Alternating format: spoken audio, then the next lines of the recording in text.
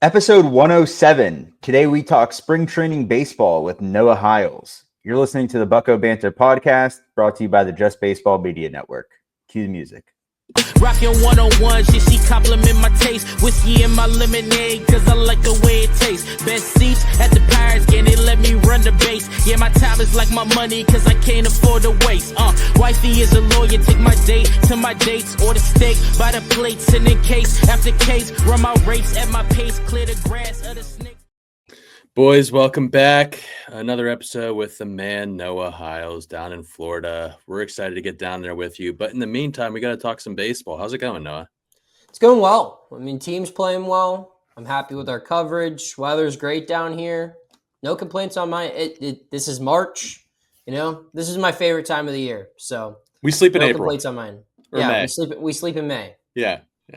Absolutely. Well, no, yeah, I agree. You guys are killing it with the coverage. Has anything taking you by surprise? Is there a certain individual or just the way that camp's going that maybe you expected something different, or just something that's new to the team that you're excited to talk about?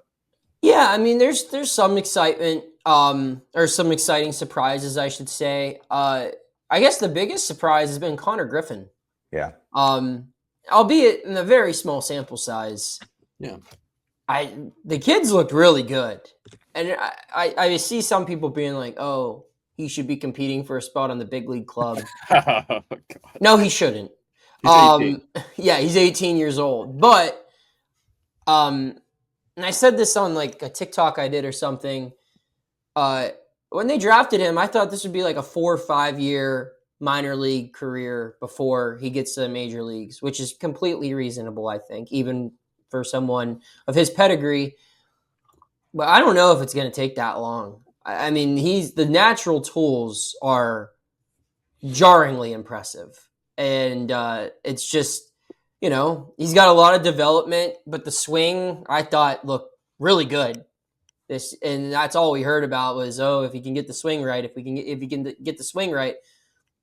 I didn't see anything wrong with the swing, both when I watched him take BP, when he did live BPs, and then in the games. I mean, he wasn't facing Cy Young winners, but he also, and if you look at like the guys he faced, a lot of the dudes he faced are going to end up being like major leaguers this year, if they haven't been major leaguers already.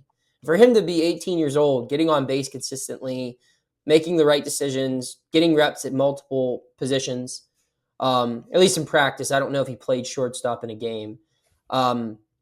Yeah, he's been, I think, the biggest shock to me is just, wow, like this kid doesn't look 18 at all.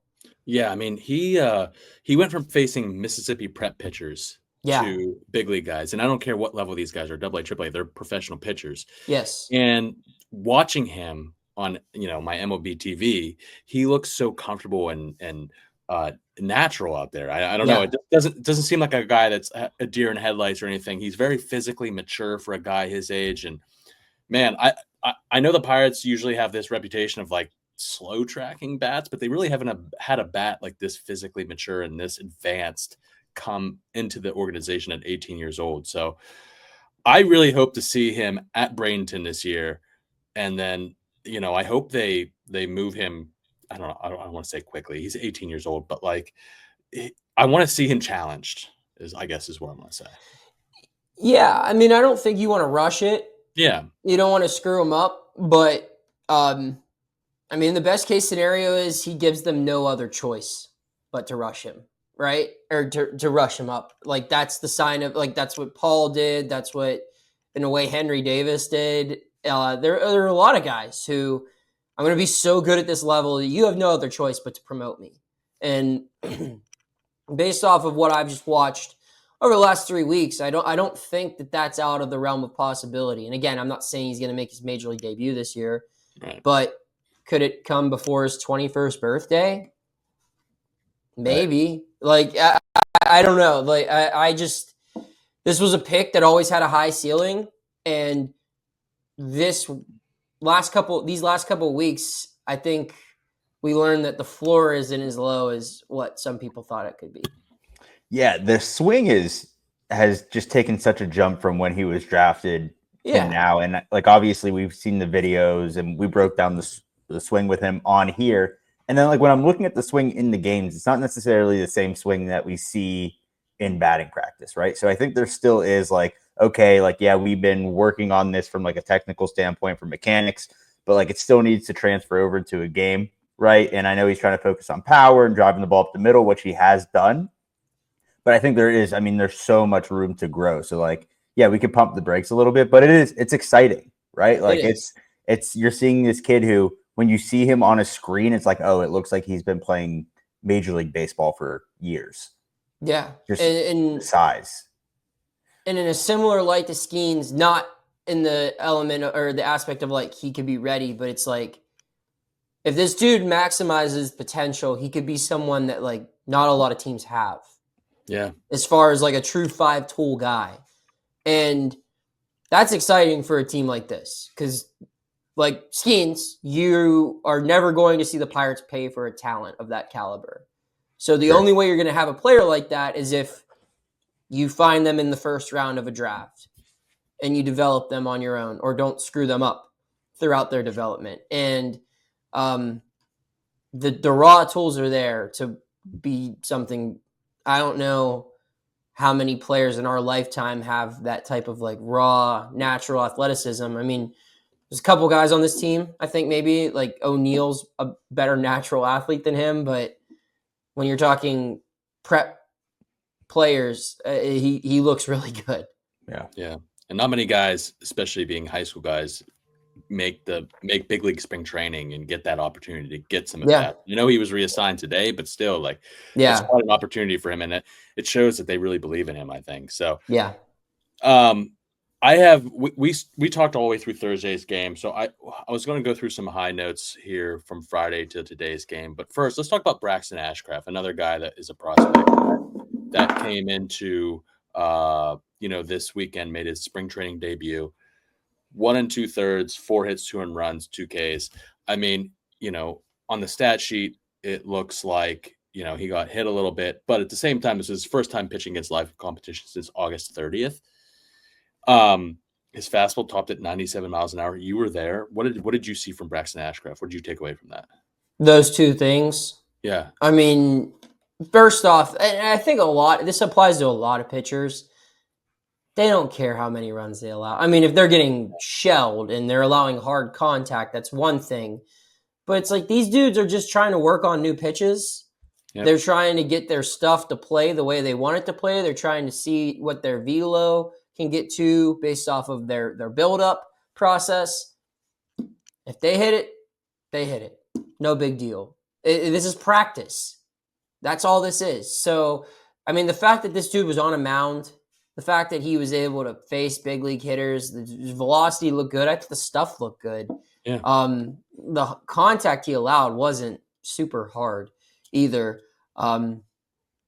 It's a step forward, I think. And Braxton Ashcraft isn't a guy that's going to really compete for an opening day roster spot just based off of where he is health-wise. And especially after they added Heaney into the mix, there's just not a spot for him right now with everyone healthy. So he should be able to just ramp up on his own time now. I mean, if he's getting crushed every single outing, that's one thing. But like you said, Scott, it's the first time he's faced live competition in a different uniform since August 30th. So I think this is a big step forward for him. And he's someone that I'm excited to watch for the rest of spring. Something I didn't realize, I didn't realize he had such a deep arsenal. I was looking at his, I don't know if you follow the TJ at TJ Stats, like I think his name's like Thomas Nestico on Twitter. He posts the pitching stats every day, the Stuff Plus and all that. I mean, all his stuff is pretty good. Like he's got a plus slider, curve, and cutter, so he's got a feel for spinning the baseball. And one thing I saw, he struck out Matthew Etzel, I think it was, on a nasty changeup. Like he's got good stuff. He's got like 5 pitches that could play at pro ball. So those are the things that I'm watching for in spring training is can he produce swing and miss? Does he have the stuff? And it seems like he did. And like you said, he didn't give up like that hard of contact. So I'm not overreacting. I saw some people overreacting to Braxton Ashcraft on, people do on Twitter after one outing, but he hadn't pitched against live competition for quite some time. And just take 10 minutes and think about it before you react. That's good advice. I just thought of that on my own. Yeah. No, there were some other guys that were reassigned to minor league camp today. Termar, obviously, we mentioned Konnor Griffin, Anthony Solometo, and Jack Brannigan. Last year, Termar stuck with the team pretty much till the end, and then he was reassigned. Is there there wasn't many highlights for Termar this year. Did you see anything with him? Was it a little bit slower of a start this spring? Was there any highlights that you saw that you could bring up? No, I just think they have more big league middle infielders that they need to get reps. I mean, couple second basemen on the roster. Yeah, Nick York wasn't here. You know, it's just a deeper spot, and they want to get him at bats. I think that's all it really is. I mean, I will agree. He had the 2 home run game last spring against the Blue Jays. That was like the big thing that got everyone excited. That didn't happen this year, but I don't know if he had a bad showing. It was just a week, and I think they just want to get him more at bats because there's so many guys ahead of him right now. Right. Yeah, absolutely. Let's talk about the Skenes debut on Saturday. First inning gave up a run, but 3 innings, 4 hits. He's working on different pitches. That cutter is disgusting. And then he had 4 Ks. What did you take away from that Skenes outing down in Sarasota? I mean, it's got to a point now. I was thinking about this the other day. It's like something has to happen for me to view him differently. It's just like this is just inevitable. He made a very funny joke to me actually after we got done talking with the recorders because Ed Smith Stadium is one of the few Grapefruit League parks where they don't have StatCast data there. It's not an old stadium either. No. So there were only a couple beat writers who made the trip out to that one. And of the crew who went, everyone kind of looked at me and they're like, we're going to recount on you to identify Paul's pitches. I'm like, great. They had the velocity. That's great. But pitch shape, I mean, I'm going from a press box. Oh. So after the scrum was done, I walked up to him and I'm like, hey, I'm not going to ask you every single one, but Adley's hit, that was against your splinker, right? And he was like, yes. And I was like, and by my count, I think he threw about 5 to 6 cutters and 5 to 6 2 seams. Does that sound right? And he goes, yeah, that'd be accurate. And I was like, cool. Cause they don't have the StatCast here. So I'm going off of eyeballs. And he goes, did you eyeball the exit velocity on the 4 hits I allowed? I bet you it adds up to about 200 miles an hour total. And I was like, that's great. That's fair. Yeah. I was like, I didn't even know what to say. I was like, yeah, that's probably accurate. But no, I mean, he allowed some soft contact. I mean, the line, they also committed 2 fielding errors while he was out there.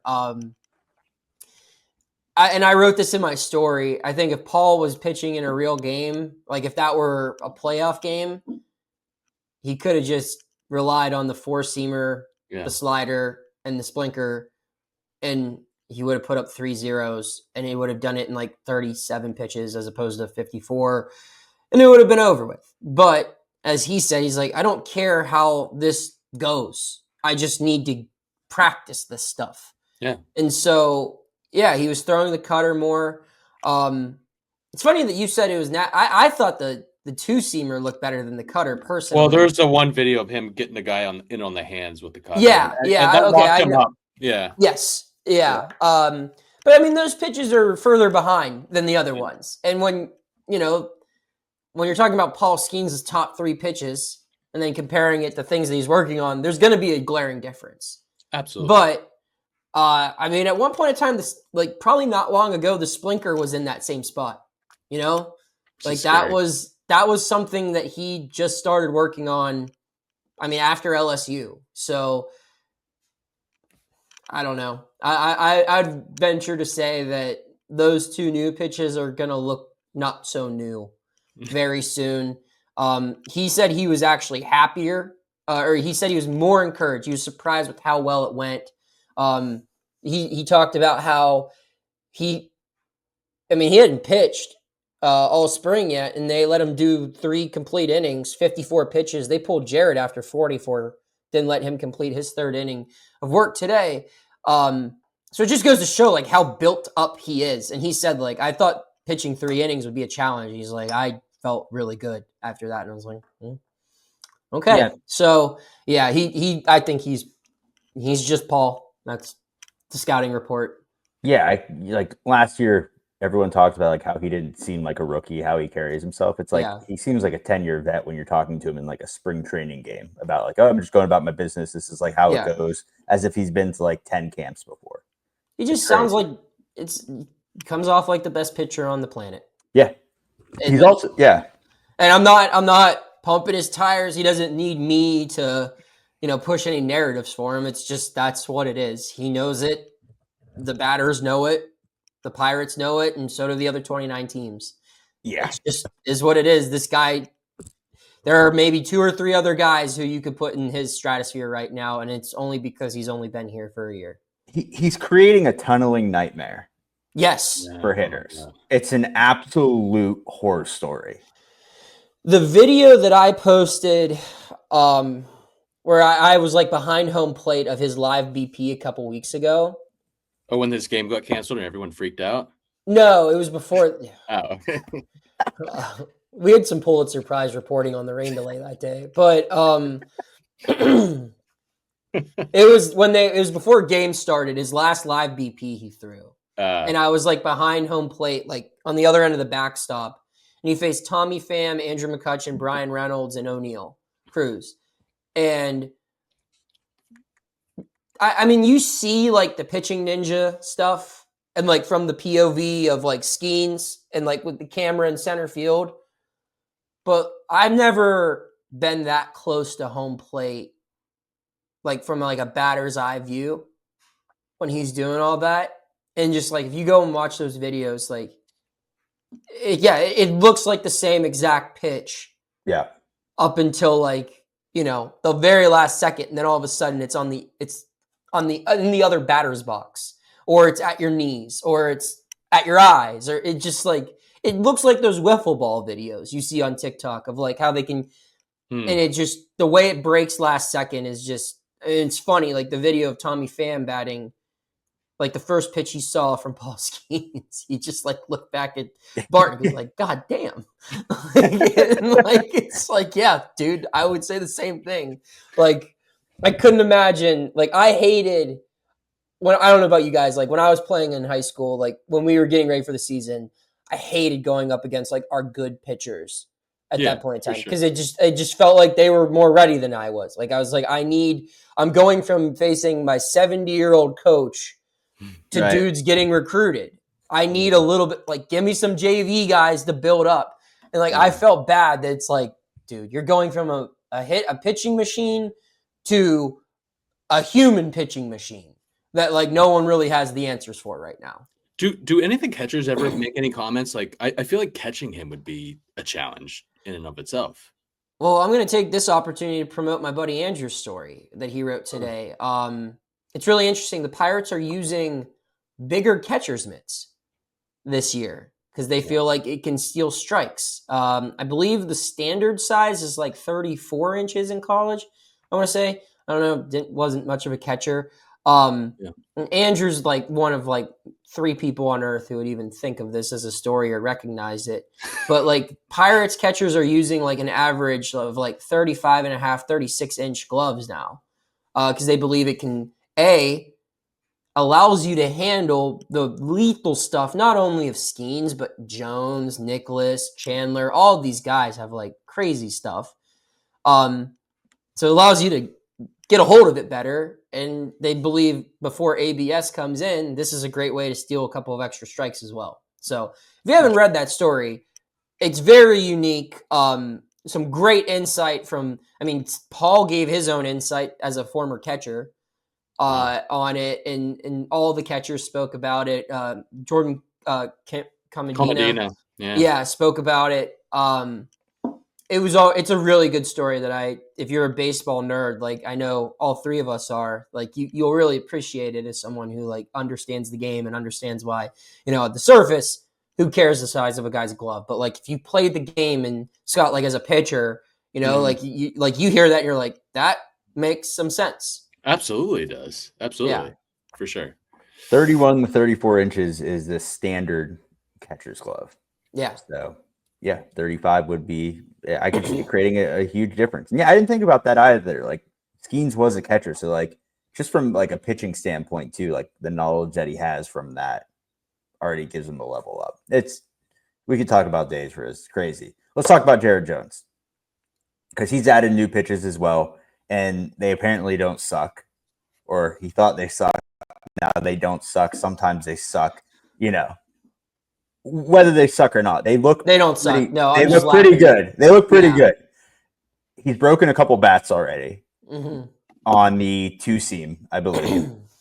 And is this something also where like we're gonna slowly see a progression of him adding this to his arsenal, or is this something we're still working around tweaking that might not be ready for this season? No, I think it's a part of his arsenal. I mean, I'm not ready to put it ahead of the curveball and the changeup, but I think it's at very least going to be used as frequently as those pitches were. Right. Which, I mean, if you look, wasn't a ton, but to add something else into that means you're using your 4-seamer and your slider a little bit less, So, today was a little different. He threw the curveball a lot early on today. I saw you tweet about that, yeah. Yeah, and that actually wasn't even part of their team's game. Their team's game plan. That was a Henry Davis on-the-fly adjustment, and I thought it looked pretty good. The 2-seamer didn't get a lot of play in the first inning, which was his worst inning. He used it later in the outing, and he got way better results with it. And again, a guy like Jared, he's someone I think that like instant gratification helps. Not to say that he's not willing to work for it, but it's more, he's an intense competitor. And if he's going to put in a lot of time and effort into making something happen, he's going to get a little discouraged, I think, if it's not working. And he'll just say, you know what, screw it. I know what works. I'm doing this. But the fact that he's seeing this early showing from his 2-seamer, and that's going to allow him to continue to invest and not only going about developing that pitch, but following the correct process to developing it. Not throwing it 100 times in a bullpen, but throwing it the appropriate amount of times to where you're not going to strain yourself. You're not going to overwork yourself. You organically mix this in with the rest of your arsenal. The other big takeaway I had from Jared today, and Shelton pointed this out, was if you watch the game, he allowed a double to the leadoff hitter, and then he threw 9 straight balls to load the bases. And as Shelton pointed out, he said, last year, Jared Jones, that would have rattled him. And he would have spiraled. He would have tried to overthrow his pitches. He would have been way too amped up, and he would have probably gotten in his own head a little bit. That didn't happen. He stayed composed. I mean, I'm sure like internally he was like punching holes through walls in his mind because that's just the type of guy he is. But externally, he took a breath and he played the position and he got outs and he only allowed 1 run against 4, 5, 6 in a pretty good lineup that was out there today. So yeah. I think that's a step forward, as silly as it sounds with it being spring training. He took a step forward as far as maturity. And that's not to say he's super immature, but, these guys have egos. These guys are competitors. These guys are also 23, 24 years old, some of them younger.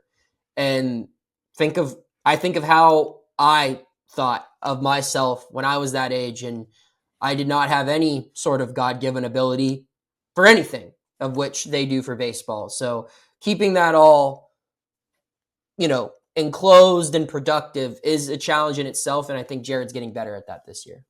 I mean, that's huge for Jared because we know the type of like competitor that he is. So if he's able to rein in those emotions on the mound, like we need him to do that, especially in the big situations. One thing I noticed too, and I watched a little bit of video. I wasn't able to watch today's game, but So his changeup looked pretty good. I thought it was his changeup. Yeah, his changeup and his slider kind of look a lot alike by the way they move. Yeah. And then obviously at the end, the slider breaks in. But yeah, I mean, the changeup got him some really good results early on. I think it was his strikeout pitch for his first 2 strikeouts, if I'm not mistaken. And again, that's encouraging. I mean, we don't have to cap it at 3 pitches either for Jared Jones. Hell, Paul's got like 14 by now. Right. So, and you know, I understand that he's like a special case, but if the changeup and the curveball continue to progress, plus this new pitch, that's a good thing.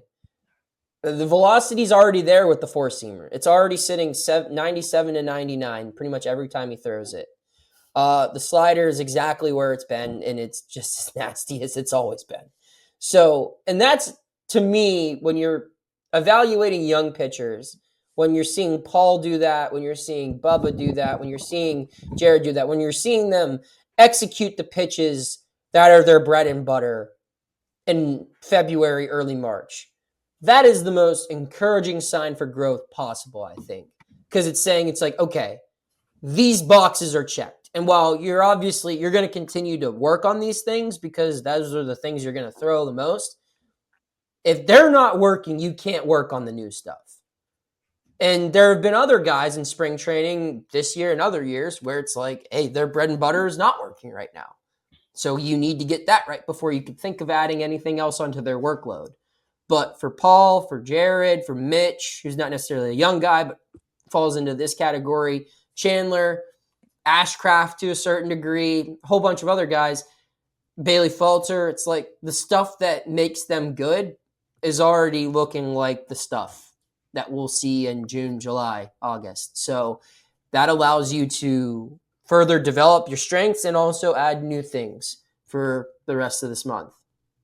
I feel like a position battle that's kind of going under the radar. I don't want to say it's a position battle because it's not necessarily for the number 1 spot, but the second spot is catcher, right? Yeah.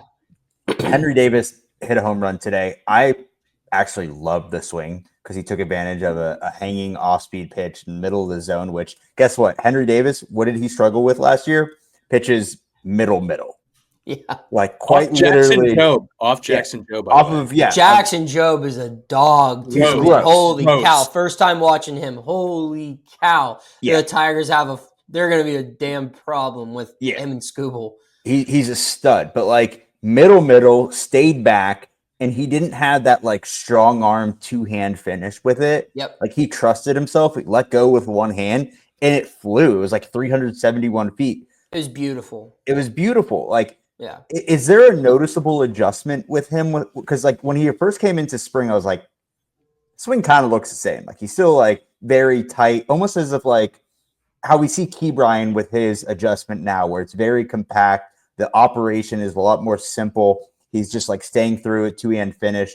I kind of want Henry to do the exact opposite and like kind of just like let it loose and like let his strengths take over. What are you seeing from him? Is it like possible that he makes his team just based off of like, hey, you're 1-1. There's still a ton of power potential here. So like it's worth it to have that offense that you could potentially contribute other than like Jason Delay or like Andy Rodriguez, where they still might want to ramp him up? Yeah, Andrew and I were talking about this on the way home today. I would be surprised if he's not on the opening day roster at this point. And it's just to a point where it's like, what more does he have to learn in AAA? He's dominated that level of baseball. And I mean, maybe you could argue he needs regular at-bats, but the way I look at it, you've got a DH. If you're playing 6 games a week, right? You've got a catcher who's probably going to play 4 games a week. You've got a DH who's probably going to play 4 games a week. There are 4 games right there for Henry Davis. Right. If you schedule it accordingly, or at least 3, right? So the at-bats are there. I think defensively, he's even better this year. And yeah, I agree with everything you said on the swing, Adam. It's good. No, I mean, my one counterpoint would be like, he was probably their best hitter last year in spring training. Yeah. Or at least one of their power hitters. But he was doing the same thing he had always been doing. Like, this is his first real big adjustment. Yeah. And it looks a lot more natural. And as you pointed out, he's hitting the ball in spots where I don't know how he couldn't hit it there, but like he couldn't. And his timing to me was the bigger concern last year. The fact that he wasn't able to hit fastballs, a guy who's feasted on fastballs since he like knew what they were. And he's hitting them, and he's hitting them to all fields, and he's hitting them with the barrel of his bat. And it looks really good. And I just think that there's too many reasons. ND, I just think, needs time in AAA. He didn't play a lot in AAA to begin with. Yeah. And he's coming off of an injury. He's missed a whole season. And I think it makes sense for him to start in AAA. And with delay, yeah, I mean, it might make sense for him to just be a good backup catcher and allow Henry to get some more reps. But I don't see what you're really gaining from Henry continuing to play baseball in Indianapolis at this point. It's either, he's got to figure it out at the major leagues or he doesn't, because he can be the Mike Piazza of AAA all he wants, but you got to be a big leaguer at some point. Yeah, Jason Delay kind of gives me like Chris Stewart vibes. Like he could be like a backup, like, and he can put the bat on the ball, but like, I don't know. Henry Davis and Endy in AAA doesn't really make sense to me either, especially if they don't want Endy to be a first baseman. Yeah. So I guess that was going to be my next question was around Endy Rodriguez. Like, if he's not going to play first base, he's going to catch, and are the vibes that he's going to be up in Pittsburgh at some point in the summer? Or, I mean, is it just too early to predict that? Yeah, I mean, you just look, that's a position you're going to need. It's kind of like pitcher, where for as many pitchers as you think you're going to use, probably going to have more of them that you're going to use, right? And it's the same thing with catcher. I mean, think Grant Koch played catcher for this team in the major leagues last year. Yes, he did. Skenes guy. Yeah, like it's like they're gonna need 4 catchers this year. It's just the reality of the sport, the position. These guys are catching crazy velocity. They're playing a physical position. They're gonna need downtime. They're gonna go on the IL. Hopefully, knock on wood with nothing serious. But that's just the reality of playing catcher anywhere in any era of baseball. That's a position you're going to need 3-4 guys a year to get through. And I think the Pirates are fortunate where they have tremendous upside potential in 3 of their 4 guys. Yeah, absolutely. What about first base? What are you thinking there? Who's impressing you the most for those first 2 weeks of the season to fill in for Horwitz? Or at least platoon. Come on, Noah. Yeah. Tell the future here. Let's go. Look into the crystal ball. Well, I mean, DJ Stewart is the best offensive option. Oh yeah. Scott's had some wild takes on this show about DJ Stewart. Who DJ is Stewart? Who's your comp, Scott? Babe Ruth. Like right now? Yeah. Yeah. Maybe. No, that's very mean to DJ. DJ Stewart's a very nice guy. And he is a better hitter right now. Do not put this on a fucking quote card. DJ Stewart's a better hitter than Babe Ruth. You want me to say right now? We're putting that on a quote card. No. I did not say that. Okay. Anyway. Yeah, I like Stewart's swing. Yeah. I think that he is offensively everything that you would look for in a situation like this, where it's like they need a bat for April at the end of the day. That's what they really need. And Stewart's a perfect fit for that. He's played in the major leagues. He's been in this situation kind of before. He hits lefty. The only problem is there's a lot of work to be done on the defensive element of this equation. Now, I will say the caveat is you don't need him to play 9 innings of first base. You need him to play 5 or 6, and then you put your gold glove utility guy at first base for the final 3. And that's, I think, what's going to end up being the result here, regardless of who they pick, unless if it's York, which I just don't see. Even if it is a right-handed guy like a Gorski, or if it's Derek Hall who bats from the left side, or DJ Stewart, I think it's going to get to a point where it's like, dude, we don't care about your defense. We just need you to know where you're supposed to be. Right. Yeah. You know, like you've got to be in the right spot for a cut. You got to be you got to be in the right place at the bag for a pickoff, or if it's a bunt or whatever. Like you need to be in the right place. We're not expecting you to be a Gold Glover, and you need to play. You just need to be able to be as close to a 100 OPS plus as possible.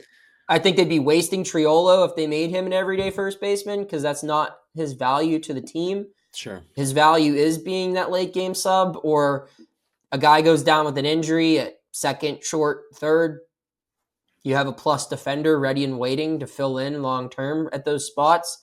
Or at first, yeah, like you just need someone that you believe can give you decent offensive production in April. And I think DJ Stewart's the headliner of that group right now. I mean, York kind of had a rough first go at it in spring. I think he made like a pretty bad error with the pop up at, I think it was like Wednesday or Thursday, and then he threw second base to try to get the runner there. But and I don't know if first is for him. I'd like to see York on this roster with the bat, but how about Gorski? I mean, Gorski has obviously shown, and we're trying to temper expectations with spring stats, but he's obviously got power. If you look at the swing, man, there's a lot of noise in those hands and a lot of noise in that swing just altogether. Is he a realistic option to make this team on opening day? I think there's a lot of work to be done. Yeah. I mean, don't get me wrong, like he is hitting the ball hard, but yeah, he's doing it he's doing it in the very late innings of February and early March spring training games. So, I mean, when Konnor Griffin's hitting those balls off of guys in double and triple A, that's one thing. He's 18 years old. Gorski's 27. Gorski's 27, and he's playing these guys regularly. He's just doing this against guys that he's proven. Like, right. And he was a college bat, too. Yeah. He should be doing this against that. And that's to no detriment of him. They need to start giving him opportunities against the ones. That's my thing. And I asked Shelton about that. I said, like, are you going to start giving him starts? And he was like, well, it's just about reps. And like and I agree with them. Like they wanted to get Adam Frazier just at bats. And because they have so many middle infielders, they just played Frazier at first one day. And so on and so forth. And I agree with that. But if you want to give a guy a serious look, you've got to let him face a big league starter and see what he can do. And until he does that, I can't get too invested in Matt Gorski because what we're seeing from him now, albeit is impressive, it's what we've seen from him in the minor leagues. He's a 2020 guy in 23. He hit 23 home runs or 24 home runs last year, was tied for the most among all Pirates minor leaguers. I think he can probably play the position better defensively than a Derek Hall, than a DJ Stewart, than a Nick York. But again, he's a hit tool guy, and they clearly don't believe, or they haven't believed, that he was ready to get an opportunity to hit big league pitching. Otherwise, they would have got it. I do think this year at some point he will be in the major leagues. Yeah. But it's hard to view him as one of the favorites right now for that job simply because he's still playing at the same time a lot of the other guys who have very slim odds of making the team are playing. How about your lefty relievers? It's something I want to dive into real quick. You got Meza, Joey Wentz, Caleb Ferguson, and then Ryan Barucki was brought back. Probably two of those guys are going to make the opening day roster, I would think, if not three. Is there someone that has a lead here? I mean, Meza had a rough outing today, but he's looked good beforehand. Caleb Ferguson's looked pretty solid. I feel like he's probably a solid. He's a lock. He's a lock, right? But Barucki, Wentz, and Meza, what are the vibes on those three? They're interesting. Barucki holds himself, and as he should, not like a non-roster guy. Right. Yeah. I mean, and he should. I mean, he was on this team the last 2 years, and 2 years ago he was a really big part of it as far as the bullpen. And I think if he can prove he's healthy, and if the stuff looks anything similar to 23, then he could get an opportunity. I don't know how many left-handers they want in the bullpen, but I think Ferguson is going to be in there. I think it's going to be Carmen and Ferguson and that swingman early relief, first, long relief role there, knowing that you can use them in leverage spots as well. But they're going to be in that Luis Ortiz type thing that we saw him at the beginning of last season. And I think that that's right. You get a lefty and a righty to do that. That's perfect. I would say Meza probably has the edge as far as their late inning left-handed arm. But Baraki could work his way on here. Wentz is interesting because I believe he's out of options. Yeah. But at the same time, if they thought highly of Joey Wentz, they wouldn't have went and brought Baraki back. They wouldn't have acquired Caleb Ferguson and Tim Meza. So, yeah, he's got to be better than them. I don't know how many. I still think, especially with two lefties in the rotation, they probably only need two in the bullpen, one for early inning situations, one for late inning situations. So I would probably say it would be Ferguson and Meza, and then Baraki would either sneak in if one of those two were hurt, or if he just had a really good spring, maybe they could justify him being a late inning leverage guy regardless of split circumstance. Want to finish with an outfield question. Left field, Tommy Pham. Obviously, he's been getting some starts. One in the leadoff spot, I think, for both of them already. But I don't want to talk about that. I want to talk about if he's going to be an everyday guy, or they're planning on platooning him with Jack Sawinski or Josh Palacios. I think right now, like as of March 2nd, he's an everyday guy. But I think if Jack continues to play well, I think Jack's another guy where I didn't have him or Henry making the opening day roster before camp started. I think he's going to make it. If I'm making the opening day roster right now, if Derek Shelton said, Noah, you're making the call, I'd say, thanks, Skip, here we go. And I would say Jack Sawinski and Henry Davis were on that roster. And if you're going to do that, then it makes total sense to platoon him with Pham. And when you look at it, and Tommy Pham won't like hearing this, but I think in reality, that's just where his career is. Tommy Pham is a perfect fourth outfielder for a good baseball team.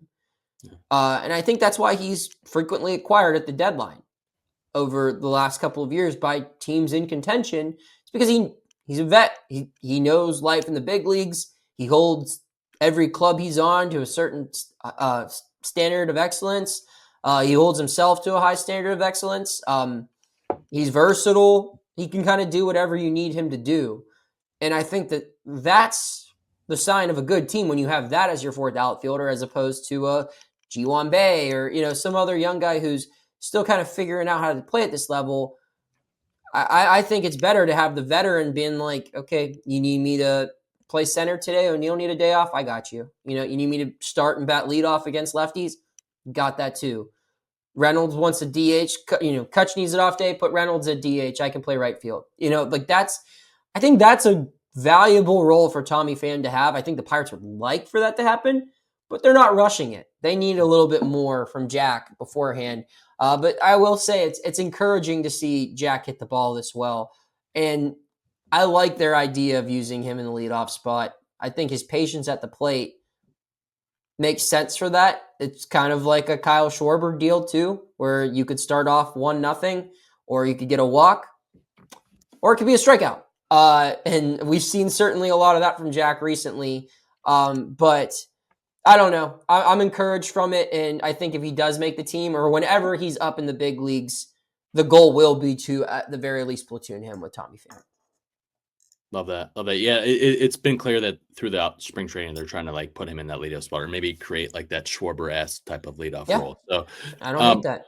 I don't hate it either. He's looked good so far this spring, so we'll see. But Noah, appreciate you coming on.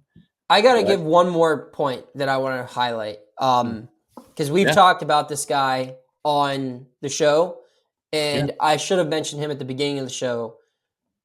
Tanner Rainey. Yes. Looks really good. He's looked really good results-wise so far. Yeah. 3 appearances or something. Yeah. 3 appearances. He's got 2 wins, 3 scoreless innings. He's striking guys out. And the thing I talked to him about recently, last year his velo sat at 94 mid-season. He's already hitting that now. This is his second. He's coming off his second off-season post-op. So he believes that he can get closer to. He told me this is how I felt pre-surgery, like when in spring training when he was throwing. At one point in time, this was one of the livest arms in the game. And he was a high leverage guy for the Nationals when they were when they were winning the World Series, right? And he was throwing high 90s, triple digits. And he said, when I was throwing that type of velocity, this is where my velo was in spring. And so I don't know if he'll ever get back to triple digits, but if you can get that fastball back to 97, 98, that's really encouraging. And that's a steal for the Pirates. Yeah. So he's someone that I just feel like deserves a shout out and deserves an actual look. If any non-roster guy is going to make it, I've said it from the beginning. I think it could have been him. He's making it look like I actually know ball, which I don't, but it's looking good right now for Tanner Rainey. Don't sell yourself short, man. No, where can I know everybody knows you by now, but where can everybody find your videos for spring training?